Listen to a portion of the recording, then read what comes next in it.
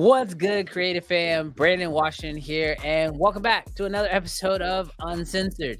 Jarrell decided to start today by choosing violence. I'm going to just tell y'all that's just straight up what it is, because the poll that is currently going on right now is 100% a concoction from my amazing co-host Jarrell. Dude, this is the poll. This is how you want to start the show. This is the poll. Let's see where it's at. Oh man, Sony is murdering the game.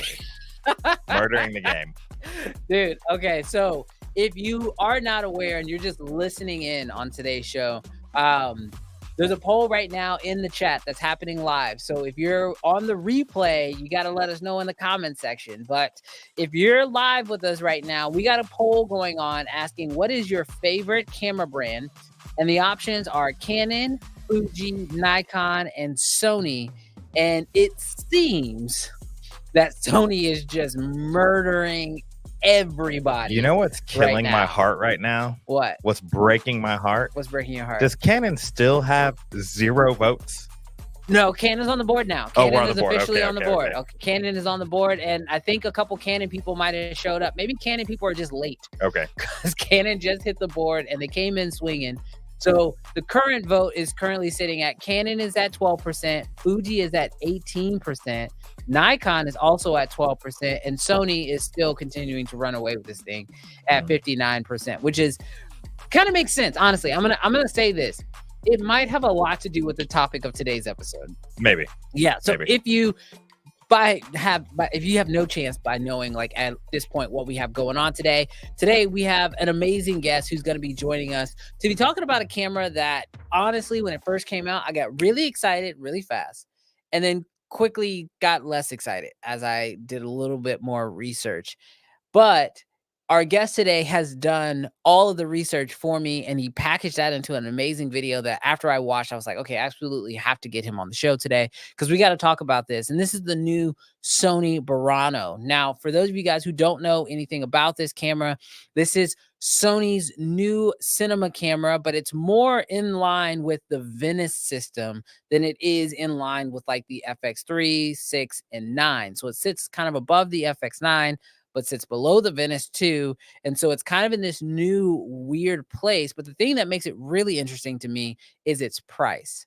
It starts at $25,000, which is like, Sony didn't have anything at that price point. But we know one of my favorite brands, Red, has the Raptor that sits right there at that exact same price point. Maybe direct competition. Maybe they stepped in the ring. But these are two totally different cameras. And so I decided I want to bring somebody on the show. As you guys know, I don't like to talk about things that I don't know. So I would rather bring somebody on who knows what they're talking about. So I brought on my good friend, Rob Machado. But before we bring him up, I do want to mention a couple things about him.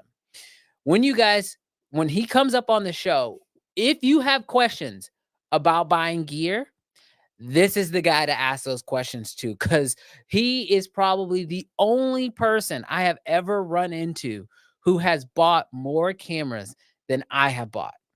And the crazy part is that he doesn't just like buy a camera and then like another camera, sell that camera and then go buy a different one. He just keeps buying more and more cameras, which is absolutely insane.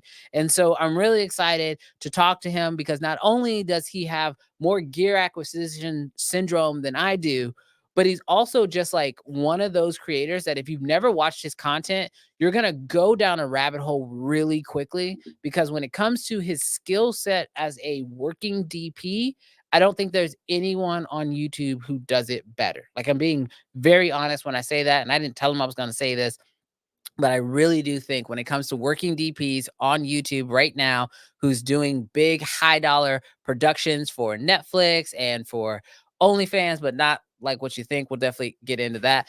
But also, he does amazing commercial work. We're going to have to talk about his skill set as a DP and how he brings his mastery of lighting to his craft. So I'm really excited to bring up my good friend, Robert Machado. What is up, bro? What's up? How's it going? Thanks for having me. Yeah, man. Thank you. Thank you for coming on. I know it was kind of last minute when I hit you up. I watched your video on the Burano, and I have to say, as far as like reviews on cameras go, it's definitely in my top 5 reviews I've ever seen on YouTube. Wow, those are fighting words. Hey, look, I'm Those willing are to fight maybe with not anybody. fighting words, but those are strong words. Yeah. No, dude, definitely top 5 as far as like what I saw, because it was one of those things when it comes to cameras, I could tell that you had a lot of experience shooting with the camera, which is like one of the things that's really hard. Like when you do YouTube professionally and you have a lot of channels that do a lot of camera reviews, there are some reviews where you can just tell that the person had like 3 days with the camera and they went out and shot their kids or their dog, or they did some charts in their studio, and then they released a review talking about the camera. But I could tell that you brought something unique to yours, and that was like on-set experience and practical use case as a working DP. And then that all came together to make one amazing review. Yeah, I mean, I definitely tried to take my time with it, and it's interesting with YouTube because it's like, like usually whenever new gear comes out, you want to try to be first just to kind of help out that algorithm. But I wanted to make sure that I actually spent a decent amount of time before I actually put out any concrete thoughts on it. And I've even had people say to me the same thing. It's like, oh, we really appreciate you actually like spending actual production time with the camera before you just you just got your camera for the day and spent some time with it in the backyard, and here's my full in-depth review. So I definitely tried to take my time, and it's tough because like I see other people coming out with their videos on YouTube too, and I almost get FOMO because it's like, oh man, I want to put out my video too, but it's it's tough because you have to exercise a lot of discipline on YouTube sometimes.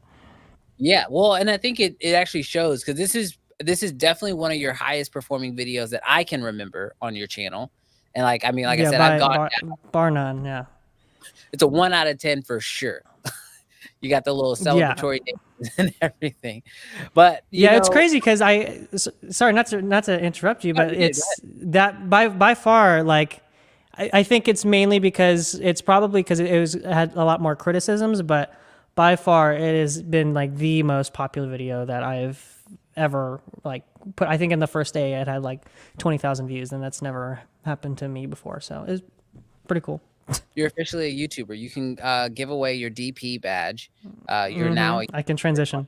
You can do the transition. But no, what I think is really interesting about your video is how much use case you had with it. So I know, just because we had talked when you first got it, that you were going on to a set where you guys rented and used, and obviously having yours there too. What was it, like 5 to 7 Buranos? Is that right? Yeah, I think we had a total of 7 on set with us, so it was a lot. And I think that's really unique, one, to have a camera of that caliber on the project, but also to have a camera that was so new that, didn't have a ton of on-set experience. I mean, the camera is less than 6 months old at this point, as far as it being like in everyone's hands.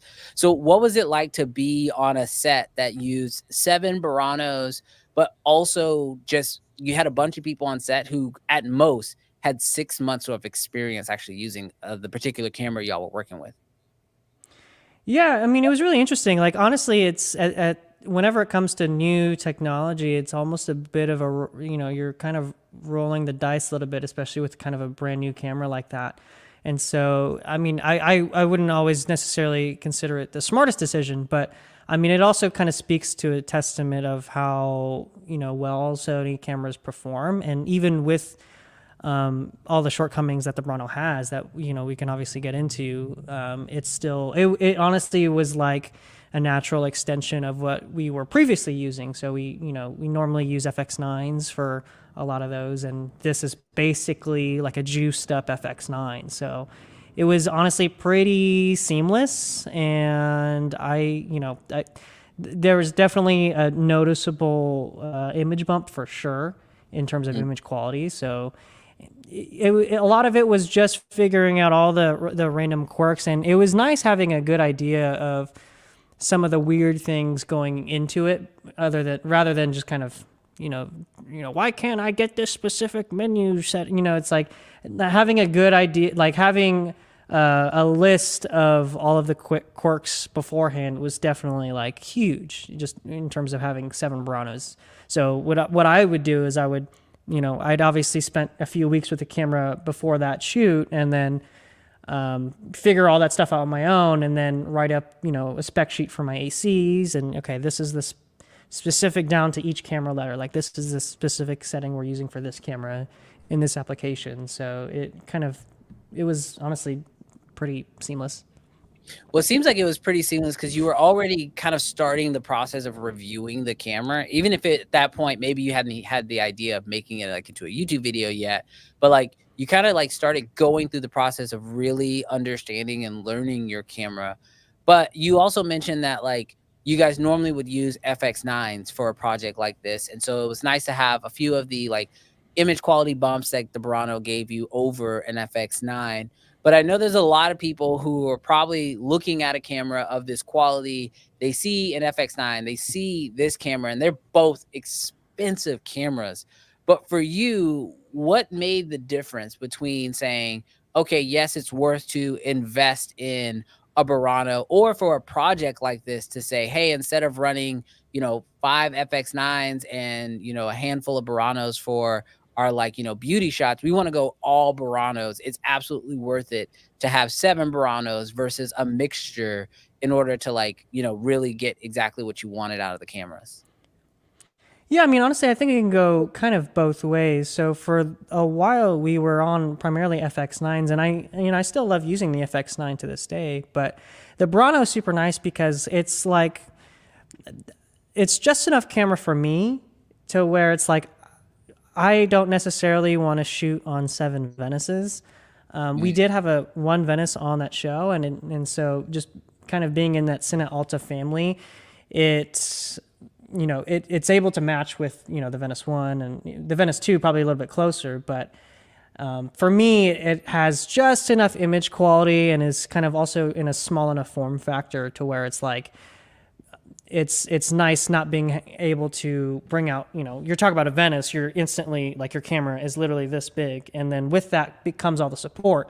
Like you need all new tripods, you need all PL lenses. I mean, you can throw E-mount lenses on there, but you lose autofocus. So it's like a lot of the kind of FX series features kind of brought up to a Cine Alta level was kind of the selling point for me and for a lot of other people.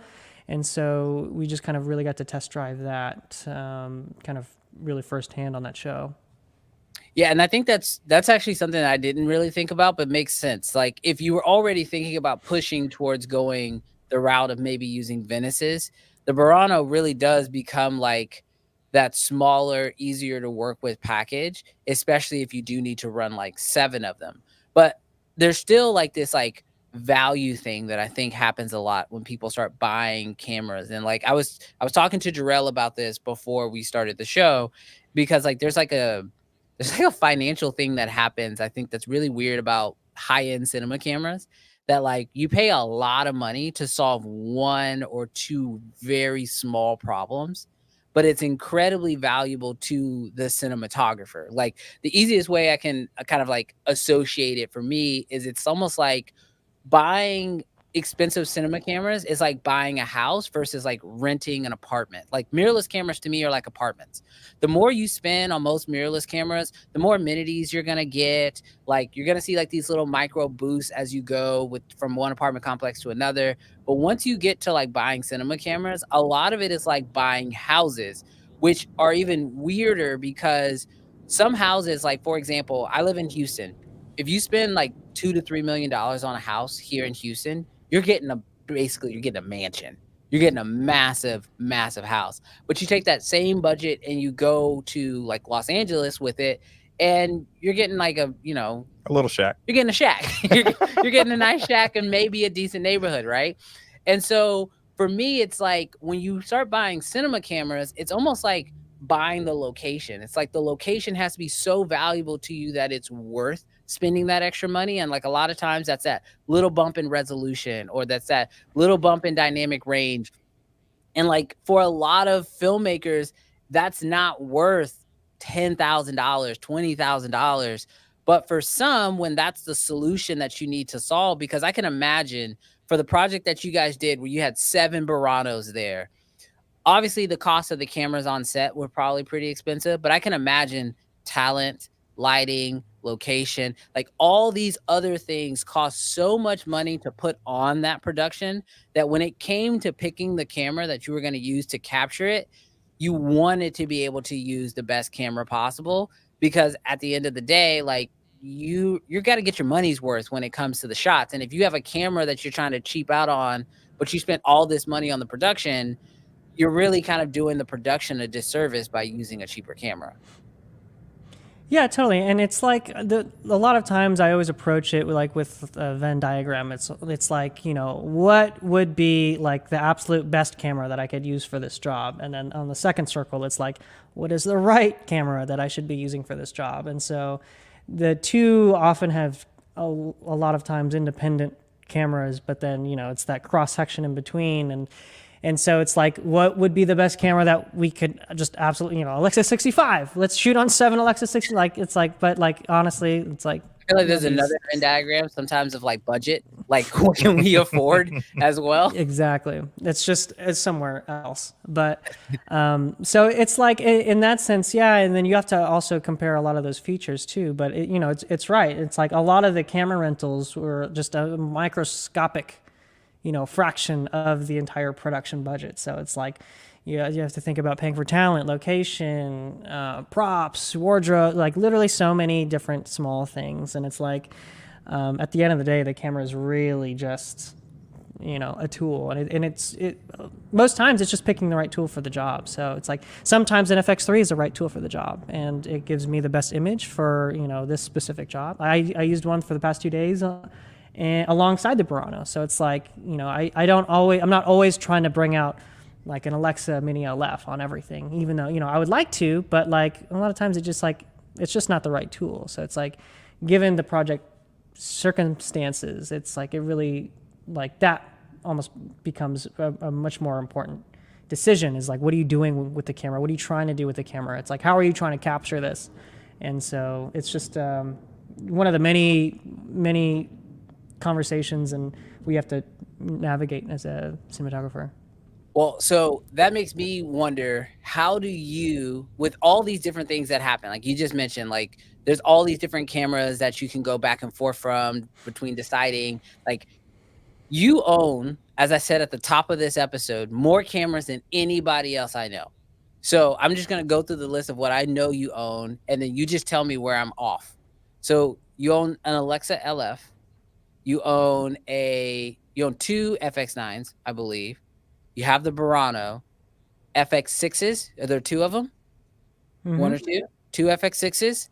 And then you have a plethora of FX3s and FX6 or FX30s. Like you have all these other mirrorless cameras that I don't even add to your list because of all the other expensive cameras that you own. Primarily living in the world of Sony, how do you justify owning all these cameras when renting, 1, is an option? And then 2, how do you justify owning them when it feels like from project to project, you're constantly being requested to have different cameras? I think you answered it just there. So for me, it's like I'm always being requested for very different cameras. And so that's why I own so many, is that they just kind of keep adding on, but it's like every project is different, right? So you know, in some instances, I'll get requests now for, you know, a lot of FX6s lately, and for the past few years, actually, it's become a really super popular camera. But a lot of times when I'm getting hit up from producers or whoever from Production Hub or just straight directly from my website, it's like they're looking, you know, for owner ops and DPs, you know, with cameras. And obviously it's not necessary to own one. Like it's super easy to rent them, but for me as an owner op, it's just becomes another source of income. And so it's nice being able to pick from a whole plethora of camera selections to, again, fit those requirements for that specific job. So like here in Vegas, we have a wide breadth of work coming in from doc, commercial, a lot of corporate stuff. And so, you know, I'm not going to be shooting a corporate event on a Mini LF. So it's like, Would I shoot it on a Burano? Maybe I could. FX9, totally. FX6, great. FX3, even better. So, and again, like going back to using specific tools with each camera, it's like, a lot of times people have come to love the gimbal look for, event coverage and stuff like that. So, you can throw an FX6 on like a smaller Ronin. But to me, it's like, a lot of times it's just not worth the headache. And I'd rather just kind of run a little bit on a slimmer package for a lot of those jobs. So it's like, again, they're all kind of different tools and they all kind of fit different needs. And so that's why it's nice just having that selection. And again, for me, when I'm getting hit up from clients or producers, it's like they kind of it's almost an expectation now that you kind of own your own camera package. And not saying that you absolutely need to go out and, own your own. Like, it's obviously more than feasible to rent and add that to the budget that you send off to them. And that's obviously a much more viable way of doing things too. But for me, it's kind of it's more financially viable to be an owner op. Yeah, but I love your answer as far as like the justification of having the different cameras. But how are you like pulling the cord? Like, when are you pulling out your credit card to say, okay, now it's actually worth for me to buy this camera? Like, how do you get to that place? Like, obviously you've been doing this for a long time, so it's probably become second nature. But when you started going from owning one FX6 to saying, okay, now it's time for me to buy another one. I'm going to buy the FX9. Okay, I'm going to buy the LF. Like, how is it on your business side of things where you're like, okay, yes, this financially makes sense for me to own this camera because I'm going to see the ROI in X number of jobs? Or like, how are you currently setting that up? Yeah, a lot of times it comes down to specific requests. So, it's easy to kind of pick out and determine specific trends that I'm getting from producers. So it's like, way back in 2015, 2016, I started with one FS7, and that was great, and that served me, very well up until about 2020 is when the FX9 came out. So I got one of those, and then eventually, I started to do actually most of the interviews that I do, there are at least two cameras, and so me personally, and the reason I have pairs of every camera almost is because of two camera interviews. So if it were up to me, I would always prefer shooting on the same camera for AB camera, because no matter if you're on a FX9 or 6 or 3, whenever you start to intermingle them, it's never like a one-to-one match. Like, they get pretty close for sure, but like for me, like I love having just a pair of two matching cameras. So that's kind of where it comes down to for me. And then in terms of deciding on which cameras to buy next, again, it goes back to kind of evaluating those trends. And so, eventually I started getting asked for a lot of FX6s. And so I think that almost overtook the FX9 in terms of popularity, just because it's so small and it punches way above its weight class. So it's just an incredibly popular camera. So, a lot of it is kind of driven by those requests. And then, from there, it's like, okay, well then if I add a second one to my inventory, it's like, I'll have two cameras. And then there have been jobs where, I've been hired as just a camera op. The production's coming in town, some sort of doc production's coming in town. We're following, say, a show that's being created on the Strip. And it's like, okay, we need a small lighting package and, two cameras, lenses, blah, blah, blah, blah. It's like, okay, cool. I have like literally everything you need. And so I'll work with them on that production, and then they'll end up coming back in town on a much bigger production where we have like 4 Venices, and again, hire me back on as a camera operator. So it's almost like having that rental availability and rental inventory is almost like opening the door to productions. Like, even right now, I'm getting hit up for my Alexa because NAB is coming into town. So it's just a really nice kind of extra source of revenue. And not to say that the rentals are guaranteed too, because that's definitely not a thing. Like, the moment you decide and go out and buy an Alexa 35, you're not just going to immediately just send it out. It's like you have to have those relationships kind of already established. And going back to why or how I kind of make those decisions and buying some of those higher end cameras, it's because I kind of have that work that facilitates that need for that level of camera. So it's like I'm on some of the shows that I'm doing, you know, they are a little bit more bigger scale productions. So like that kind of warrants, you know, that need. So like if I was just doing corporate work, it's like, well, maybe buying an Alexa Mini doesn't really make sense for me right now, but you know, it's just a lot of about growth. It sounds like you're really making sure that you can be your number one renter first before buying a camera that could possibly be rented out. And it's just coming off of like, what do you need for your clients? And then, so then you buy it. So that way you can obviously handle your clients, but then you kind of double dip in a way where you allow your gear to get rented out. And because you have it available as a renter, sometimes you get hired as not only the owner to rent it out, but then you also kind of get a chance to double dip and be the operator too, which I think is a really unique way to kind of set it up. And I know obviously you have all this stuff listed on your website, but I think there's a big question that needs to then be answered. So you own, like we said, FX30s, FX3s, FX6s, FX9s, and now a Burano, and you have the Alexa LF. Clients aside, you push all the clients to the side, you can only pick one of those cameras to run with.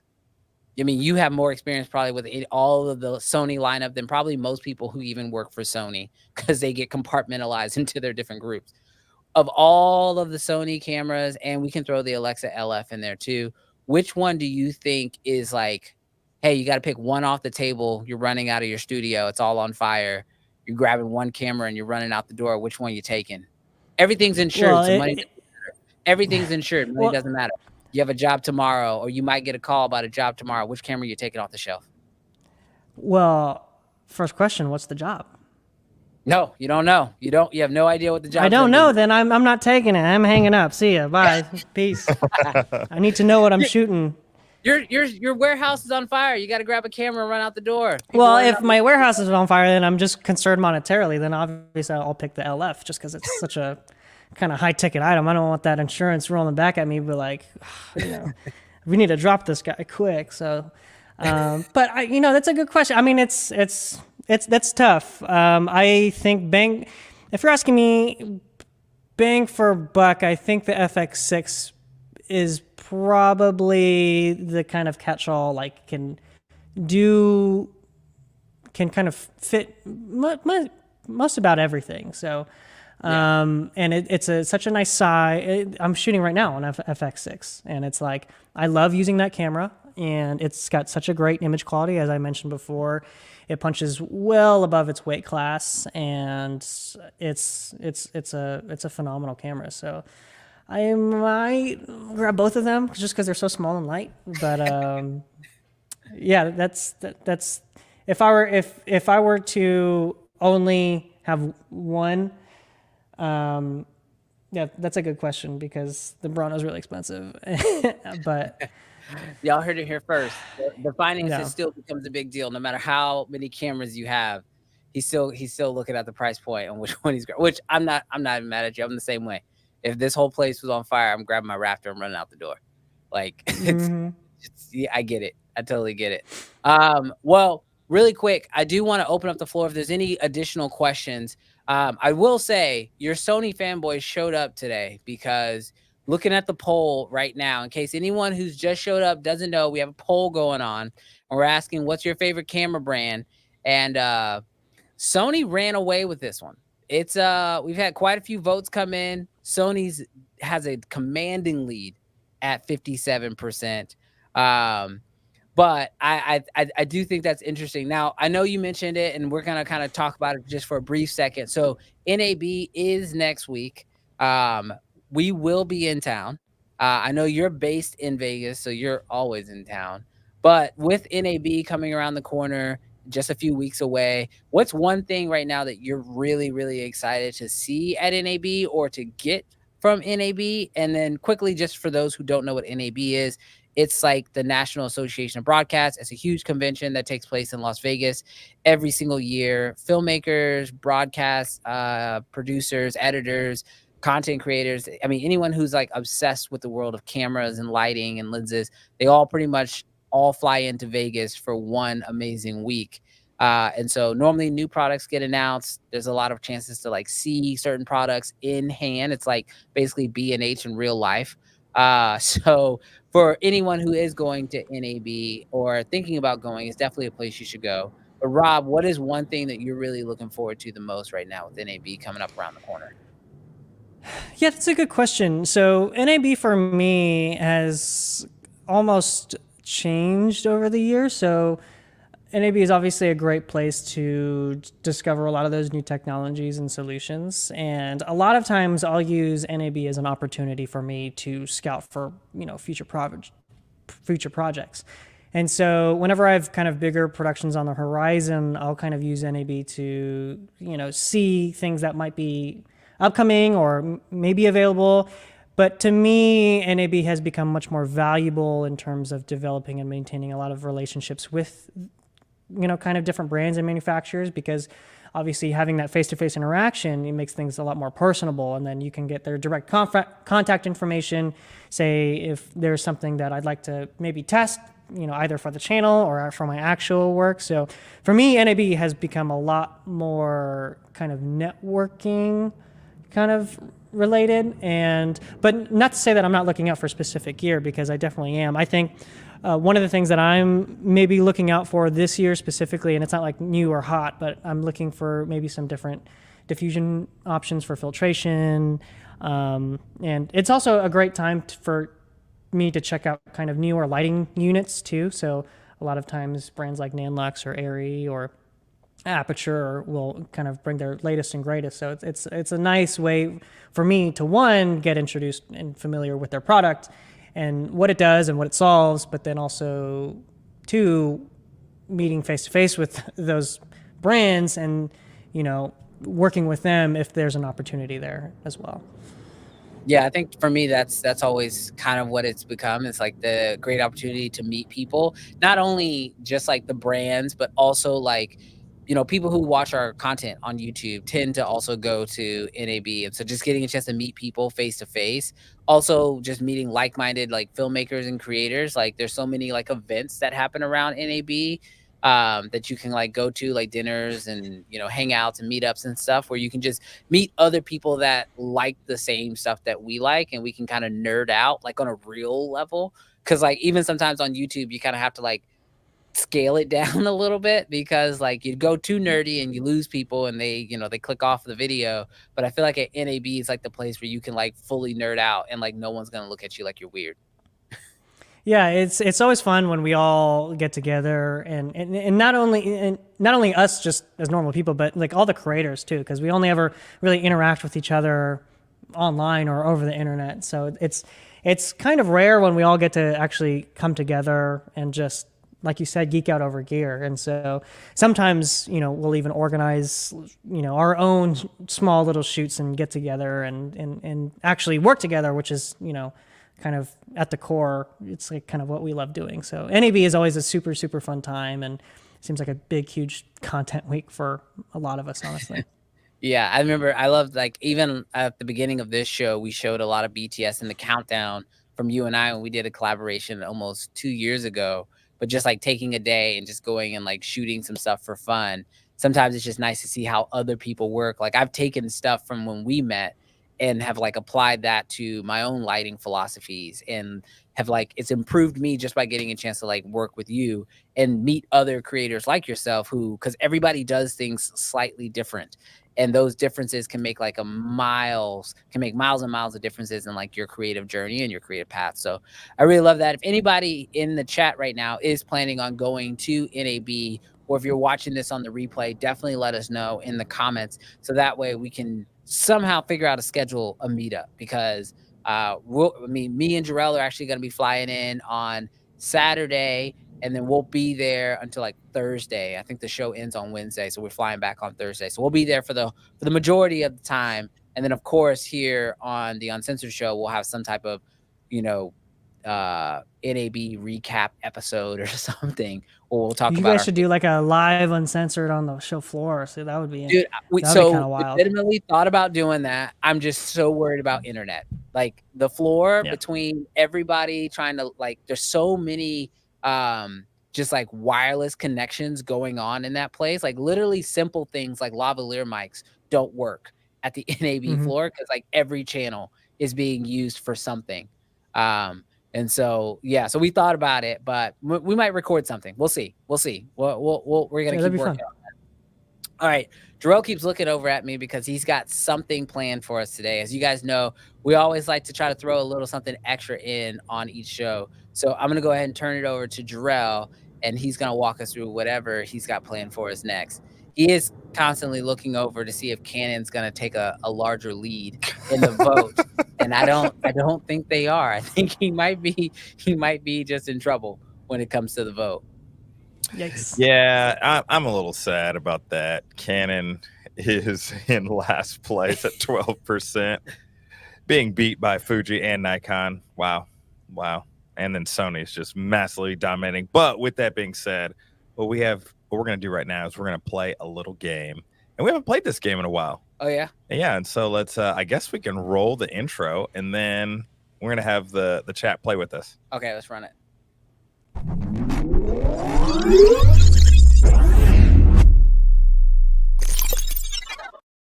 Okay, I'm pretty sure Travis made a different version of that. Says V2. Does that say V2? It does say V2. I think Travis made a really good Oh, wait a version minute. of that one. Wait a minute. Hold on. I got to do this Wait a because, minute. as you Let me guys try know, again. Travis is our editor and he works really hard on these intros. That's the crappy version that I made. So I think he made a much better one. Is it up? Do we not have it? I'm going to run another one, but I feel like it might be the same one. Oh, God, no. I know. So don't run it. I'm pretty sure. Run it. Let's see. Oh, gosh. It's going to be this.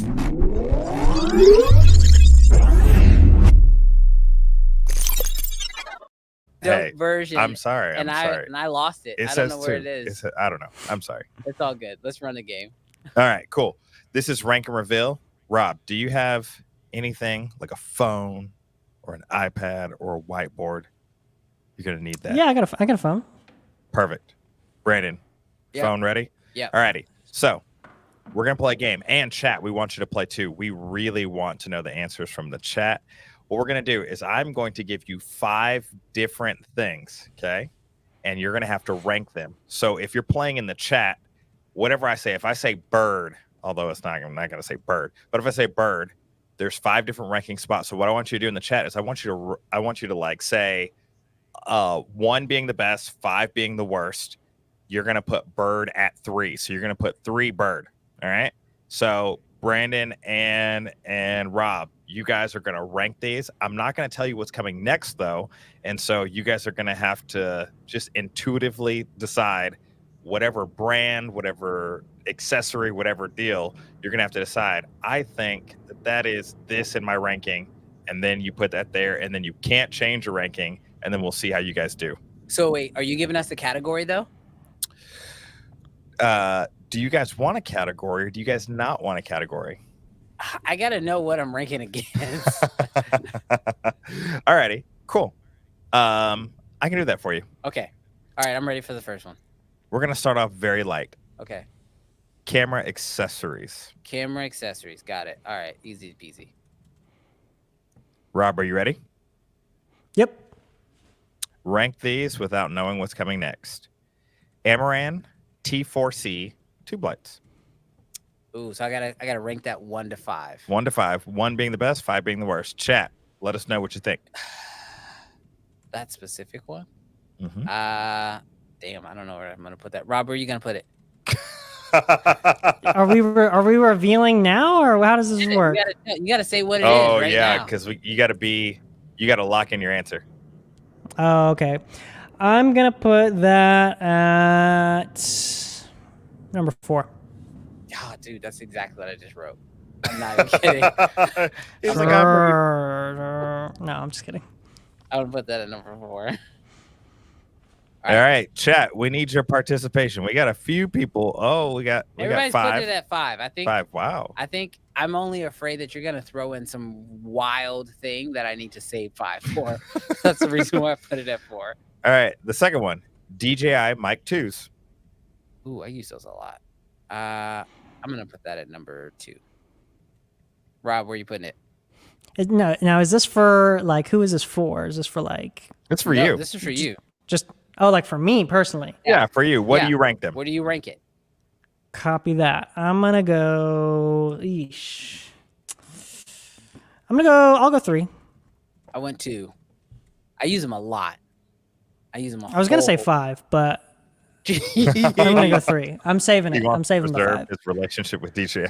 He wants those gifts. All right, we got a few answers from the chat. Chat, we want you to definitely play Man. along with us. All right. And I only Number say 3. that because like you said, in the world of content creation, it's nice having that in your back pocket because, you always need a mic, and whether you're using it with a phone or small mirrorless camera, it's like invaluable. Yeah, and they're super easy to use. So I put it at number 2. You put it at number 3. That works. All right, the Nanlite Forza 500 bicolor. Crap. See, I did not expect you to put 2 lights on here, because now I'm like, I have to rank it against the other light. Well, it's good that you went low. Yeah, but like that takes away 5, because I feel like the Nanlite, it's the Forza 500 bicolor. Always be prepared. Crap. I think I don't want to put it over the tube light, but I also don't want to put it at number 5. Well, what would you You're prefer? advanced too. Tube light? He put it at number 2. I'm gonna. You preferring a tube light over a bicolor? No, but if you give me another aperture light, I'm gonna be screwed. Because if you give me like a Nova or something, I'm screwed. Damn. All right, I'm gonna put the Forza at 3. Dang it! I already know you're gonna screw me over. Satchel tripod. Ah, freaking knew it. God Wait. damn it. Which one? Oh, which one? Oh. There are many different flavors of soccer tripods. There are. Hold on. Oh God, he doesn't. He's gonna go. What five. was it was a Flowtech. I was thinking the Flowtech. Well, what head? What head is what my okay. big question. Yeah. Man, I didn't go that deep in. I should have with the gear. You got it. Well, it's tough because I only have 1 or 5 left, so Yeah, putting that's him in exactly a where dicey I'm at. spot. The Yeah. Satra Flowtech 75 GS carbon fiber tripod with the Ace XL Mark II fluid head. Oh, the Ace. For me, that's a 5. 5. I'm afraid of what you're gonna give me for number 1. Yeah, me same. I'm gonna be same screwed as- no matter what. So All right. Like a Milix Mini I love. No, this is camera accessories, not. all right. So what's our number 1? Because I think we both only have number 1 left. You guys are playing so cautiously. The IRIX 45mm T 1.5. Oh, freaking Irix lens. God dang it. Hey, I'll make it work. It's sometimes you make the best stuff out of limited constraints. So All right. it is so what my it is, list- I guess. So my list is number 1, the Irix lens. Nah, I didn't really want that to be there. Number 2 was DJI mic. I'm not mad about that. Number 3 was my Forza 500. Number 4 is the tube light, and then number 5 is the satchel tripod. I don't think I would buy these items in that order, but I'm not too mad about the list. Rob, let's hear your list. Yeah, mine came down to 1, the IRIX lens, 2, the Forza 500, 3, DJI mic, 4, tube light, 5, tripod. I only put the tripod last because it's kind of a smaller tripod, and I don't really have a lot of smaller cameras other than my FX3. So it's like the FX6 could probably work on it, but for 90% of my cameras, I'd probably want something like a Video 18 or something. All good. All right, let's do one more. Alrighty. So, just one more? Because that's going to determine what I do. Let's go. Let's do one more. All right, cool. Let's do cameras. Cameras. Jesus. I know Alrighty. we're going to do this. I'm screwed First camera. already. Fujifilm X-T5. Fujifilm X-T5. Oh, that's easy. 5. Oh wait, maybe I should go 4, just in case you give me some like wild shot. No, I'm gonna go 5. I don't care. Your audience would disagree with you, bro. Only 16% of my audience would disagree. That comes in second place. To what? To Sony. No, it's tied for second place with Nikon. I know. I'm just saying your audience would disagree. Yeah, Rob? I'm gonna put. I think I'm Fuji gonna go 4 too. That's probably the safe option. I do love a good Fuji camera though. Fuji X-T4 though. XT5. XT5. I didn't even know they had a 5th one. Shows how much I know. Yeah, I'm putting that at number 5. I don't care. All right. Nikon ZF. I shot with that camera all day yesterday. You're gonna screw me somehow. Where are you going? I feel like I'm gonna run out of spaces because of you. Where are you putting it, Rob? You know, I don't know. To be honest, I'm not well versed in the Nikon lineup. I know there's like the ZF, Z8, Z9, Z whatever. I don't know. Where does that fall in the So many models. lineup? ZF is gonna fall below the Z8. It's gonna be, I think it's like $2,000. It's the one that looks like a retro camera. So it's like a very camera. I think I'm realistically, I think I'm gonna put it at I want to put it at 3, but I feel like I need to put it at 4. I'm gonna leave it at 3. I'm good with it at 3. I feel like I want to do the same thing, but I don't want to just like copy you. Put it at 1, Rob. Put it at 1. That's my number 1 camera. I'm gonna go buy it right now.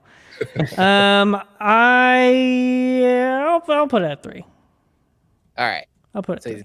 yeah, got it. Alrighty. The Canon R6 Mark II. Shoot. Damn. 4. I'm getting really screwed here because now all I have is 2 and 1 left. R6 Mark IV. Mark II. Mark II. I'll go 5. I'll go 5. Dang it. Man, all this Canon hate. All right. Sony A7C II. Oh man. Dang it. I gotta put that over the ZF. Okay, that's gotta be 2 then. You're gonna really screw me over for number 1. I already know. I'm in the same boat. I'll do the A7C as well, number 2. So what's my number 1 I camera? think you'll like it. What's my number 1 camera? The Leica SL3. That's not a bad number 1 camera. I'll live with that. SL3? Is that the new one? Mm-hmm. Yeah. All right. So here's my list. My list is Leica SL3. I feel like Rob's list is going to mirror my list because he's a copycat. So I have the Leica SL3, the Sony C. Did you say C2? A7C2. I hate these names. Sony A7C2, the Nikon ZF, the Canon R6 Mark II, and then the Fuji X-T5. That's not a bad list. Mine's almost the exact same, just the bottom 2 are flipped. So Canon's kind of at the bottom. Well, if you look at our poll, Canon is at the bottom. Just saying, Jarrell. Just so Canon is at the bottom. It's because Rob brought all his fandom. Rob fandom, he said. Brought all his Sony fanboys. Hey, they just happen to be the right tools for most of the jobs. So, you know, it's not up to me, like I say. It's up to the job. Let's do one quick round, real speed. Okay. Because I think you guys will like this one. All right. So I'm not even going to write this down. Let's just go rapid fire. All righty. Oh, actually, I'll give you guys a chance. Do you guys want to go AI or do you guys want to go jobs? I'll go jobs. Yeah, let's do jobs. Perfect. Weddings. 5. 5. See ya. Commercials. 2. 1. Real estate. 4. 4. You He's a copycat. Documentaries. 2. What do I have? 3? I don't know. Yeah, I have 3. He has 2. I think the only difference for us right now is what's 3 and 2. Oh, wait. I have number 1 left open, and he has number 2 left open. Whatever. What's the last one? Feature film. Oh, number 1. That's good. I'll take that number 1. I think you have number 2 left open or 3 left open. That was 3. 3 for me. Yeah. Alrighty. So I guess you could change your rankings based on our lack of memory. But what is it? I think I'm number 1 filmmaking. Yep. Number 2, commercial. Yep. Number 3, documentary. Number 4, real estate. And then number 5, weddings. Did you perfectly do that I think I did. for you? Yeah. I think that's actually perfect for me. Yeah, mine was pretty similar. 1 commercials, 2 docs, 3 features, 4 real estate, 5 weddings, which is pretty on the nose for me. That's a pretty accurate representation. Yeah, and let me be very clear. This isn't necessarily like where my jobs come from. This is the jobs that I would want. Like, I believe in that order. I think I nailed it. Dang near perfectly. Weddings. The only thing I would change is I would take weddings off my list altogether. Like, I love. Can you put weddings further down the list? Like, I would just call Justin Porter and be like, "Hey, bro, this is yours now." I took my. I would rather not work than to do weddings. I'll just leave 5 open. Yes, I think I agree with that. If this man said I choose poverty. Yes. Bro, give me a regular 9 to 5. I think that is not true. Yes, I think that's true. You would rather not be involved in filmmaking Then if weddings is my only option, yeah, because I'm gonna end up hating it so much that I'm gonna quit anyway. Wow. I'd rather go get a normal 9 to 5 and then shoot what I want for fun. That's it. That's good. Yeah. Well, hot takes here on Rank and Reveal. Yep, that's it. I don't think that's that hot of a take. I don't see anybody disagreeing with me in the chat. Like, I would disagree with you. I would shoot weddings if it was my primary source. Now, would I love it? No, but I would find a way to, like, whether it's all just like we're traveling to Fuji or we're going to, like, we're only doing exotic weddings. So you're making weddings that are not weddings. We're gonna make it something that I love in a specific style. I'll shoot commercials for wedding companies. I could do Buy that. This yeah, dress. just become a destination wedding videographer. That could work. Well, dude, thank you so much for hopping on here. I hope that people got some value and was able to learn a little bit about the process of how you go about choosing the right gear for the job, and also, really trying to figure out like that financial side of what it takes to, invest in those more expensive cameras and like how you get to that place. The one last little nugget that I would love to add on is just that, like, when it comes to like filmmaking and giving advice and stuff like that, like, I know one big area, and it was like a little nugget that you mentioned, but like, you're located in Vegas, which is an area where a lot of productions come into the city. And also a lot of productions are done there as well, as one of the bigger cities in the country. And so I'm sure that leans into a lot of like what you're able to do and what you're able to offer in your city. And the nugget that I would add in is that when people are online and they are trying to get insight on what they should do for their video business, there are a lot of factors in play that have nothing to do with your desires or your cameras. Sometimes it's based on your location, and sometimes it's just based on like the actual economics of your location as well. And so if you are someone who is thinking about trying to do something similar, think about your location a little bit, but also know that, like, something I know, Rob, that you get a chance to do is that you do get a chance to travel a lot for your jobs. And so by having that as something that you're open to doing, it also allows you to have more opportunities, because I know that sometimes I live vicariously through your Instagram because you're traveling to amazing places for some of your productions. And because you're willing to do that, you get a chance to go and do some of those bigger productions as well. And so for anyone who's watching this right now, who looks at Rob's content, likes what Rob is doing, know that location does play a role, but one way you can get around it is by making yourself available to travel. I think we should. I'll add on to that really quick. I'll add on to that and say, I'll add on and say that location isn't necessarily the end all be all, but I think another thing is that I would also be wary of when you do look at other people's Instagram, and myself included, because I am the first to tell anyone that, like, I think my life looks a lot cooler on Instagram than it does in real life. And that's just my personal opinion. A lot of people always see me with, a bunch of cameras on these really cool jobs and big sets and stuff or whatever. But, a lot of times, like, I'm still I struggle through the same things that everyone else does at the same time. So I think work is really slow for a lot of people, and especially people out in LA.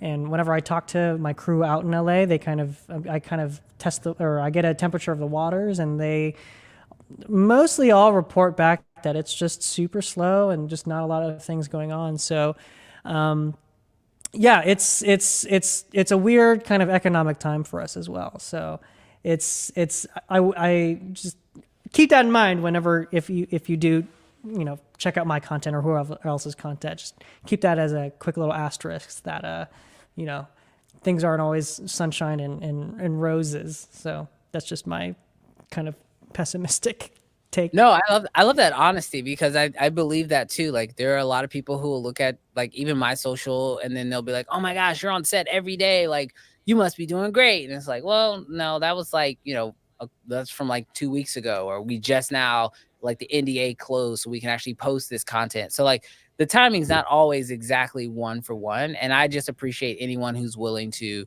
be honest and tell people like, hey, like, like my life is not exactly how it looks on social media. I'm just sharing the parts that I really want to share, which I think we all kind of know, but we forget sometimes when we're scrolling, especially like I know when things are slow for me and I start scrolling and I'm like, dang, Rob's always traveling. He's always on set. That's when I forget that I'm like, oh, wait a minute. Everybody's life isn't exactly how they're putting it on a day-to-day basis on social.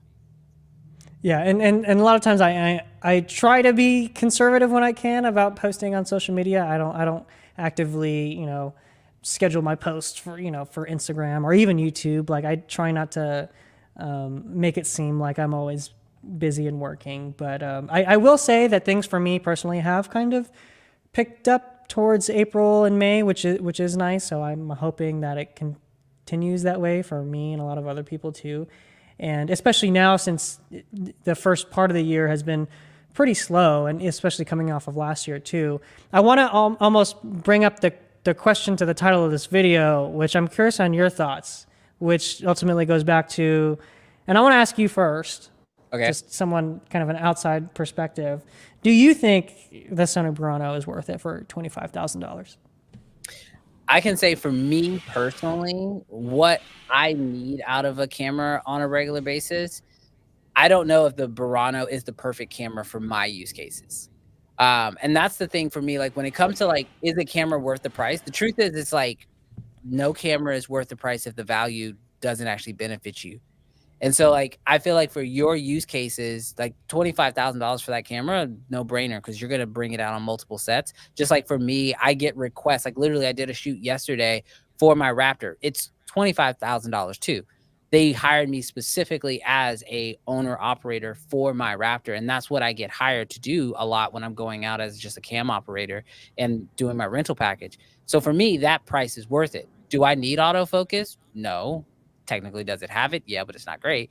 But like, I don't need some of those things that some other people would look at and be like, for $25,000, your camera should have amazing autofocus. I don't need that for my jobs. So for me, I look at value, not necessarily in a dollar amount, but more like, what does it do for me in my career? And so if spending $25,000 for Rob improves his career like tenfold, then yeah, it's a no-brainer decision. I think for me, the Burano is not worth $25,000 because I wouldn't use the benefits of it in the way that they're expected to be used. And so I wouldn't gain anything from that camera specifically.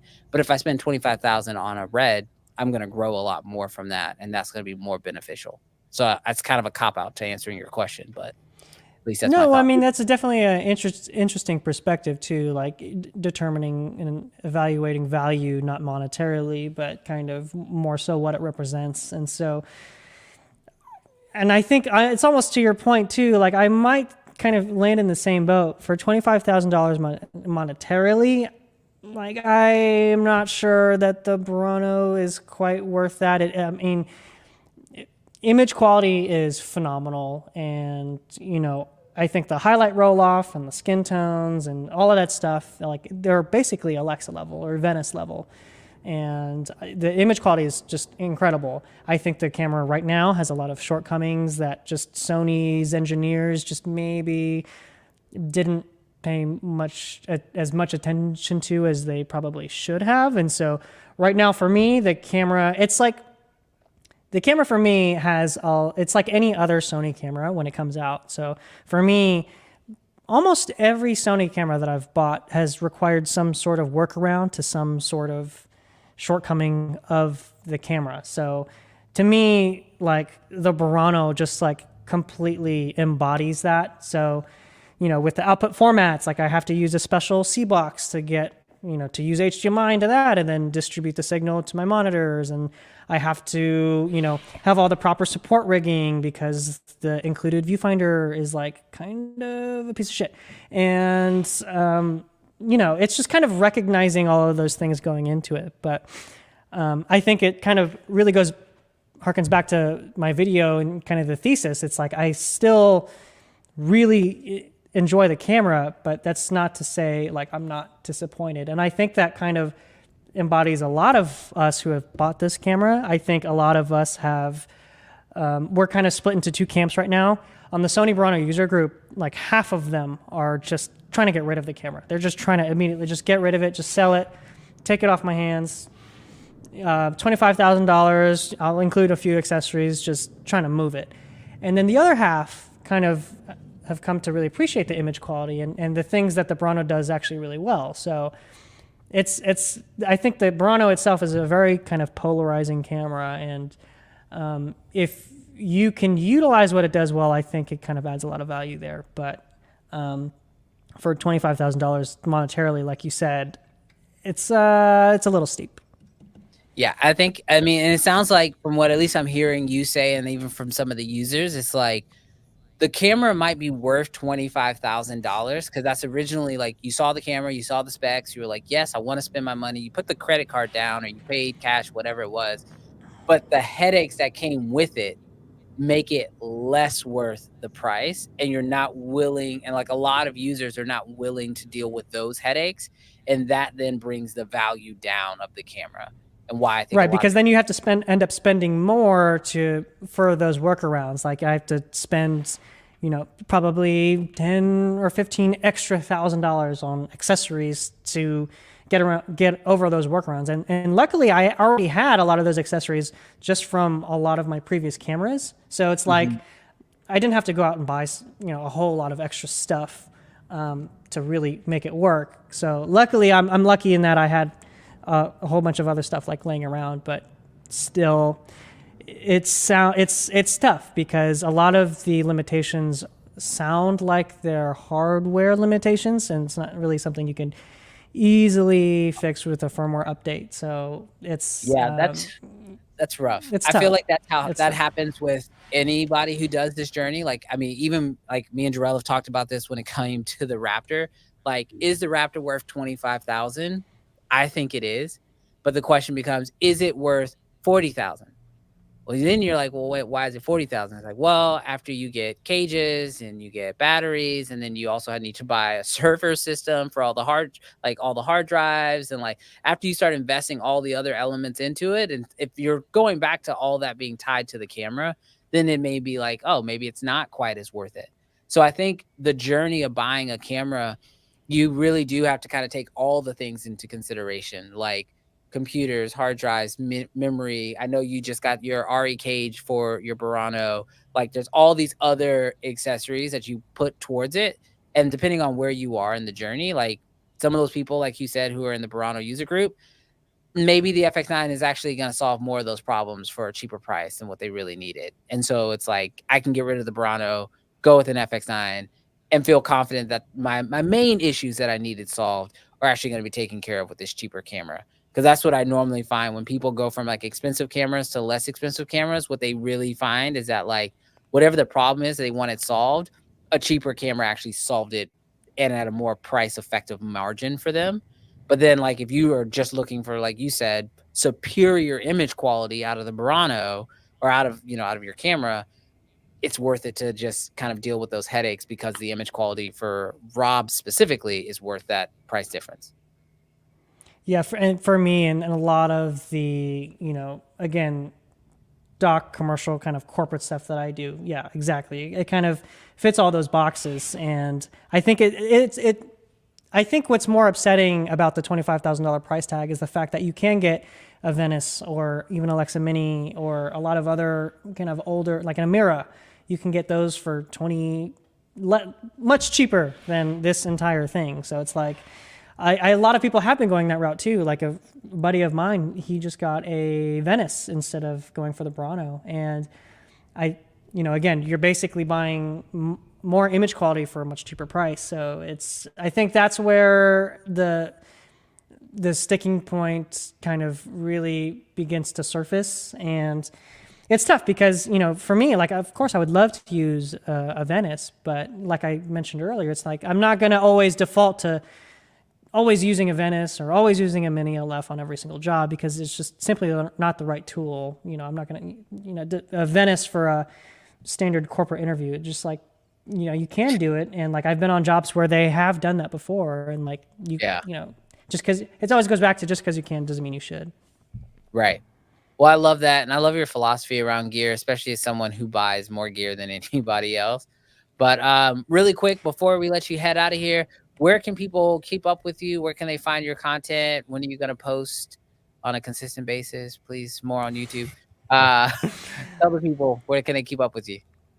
You can find me on YouTube. It's just my name, Robert Machado, and Instagram at Rob Machado. So again, like I said, I don't post super consistent because it's been pretty, I will say though, April is pretty stacked. I think I have probably 3 different videos coming out in April. So I guess that's something to look forward to. But again, I think I mentioned it on Carlo's podcast a few months back, but YouTube kind of is always, I've always prioritized YouTube on taking the back seat as opposed to my regular work, because my regular work is where I draw from a lot of these experiences and kind of firsthand knowledge from. So like for me, being on set as a quote unquote real DP kind of gives me a little bit of leverage in terms of value that I'm providing over YouTube and stuff like that. And I'd like to think that people appreciate that.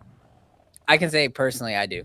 I appreciate it. So if you guys are interested in checking out some of his content, we'll have that linked up in the description. Absolutely recommend it if you are looking to improve your skills as a DP. And it's not just about, I know we talked a lot about his camera ownership, but a lot of his content and even some of my favorite, actually probably most of my favorite of his content on his channel actually is diving into like lighting and how he actually uses the light meter and going over contrast ratios and things like that. Things that no matter what equipment you currently have, having that knowledge is just going to make you better with the current equipment that you have. So I do strongly recommend that you check out his content. But dude, thank you again so much for checking out or coming on to the show. And I know you've been in the comment section, so thank you for also watching previous episodes. But I appreciate you giving a lot of knowledge to people today, because I'm sure people are going to be better off, especially after consuming more of your content when it's done. Yeah, thanks again for having me. These are always super fun. And again, I always try to tune in when I can, because I was just even watching your episode, I think from last week, just based off of client experiences. And it's like a lot of that stuff is totally relatable, because we have to be, at the end of the day, as filmmakers, you also have to be like your own entrepreneur. And it's just stuff, I went to film school and, I didn't learn a lick of any of that stuff. So it's like we have to kind of figure out on our own. But being able to like come to the stream every week and kind of, being able to, I don't want to say take the shortcut, but like being able to pick off of, your knowledge and Jarrell's knowledge and whatever guest you have on is super, super valuable. So I definitely appreciate these streams as well. Oh, dude, soundbite.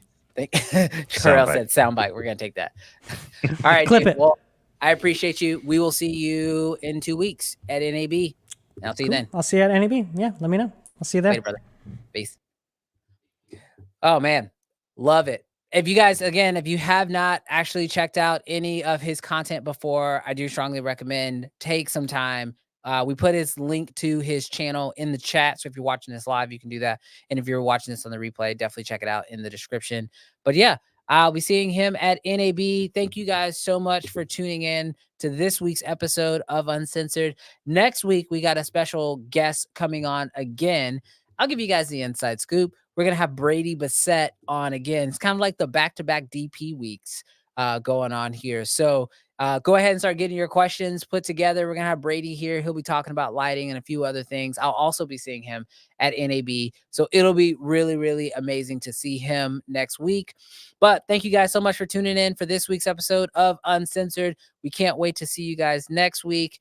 And before you go in the chat, let us know what are you working on next week. See you guys then. Peace.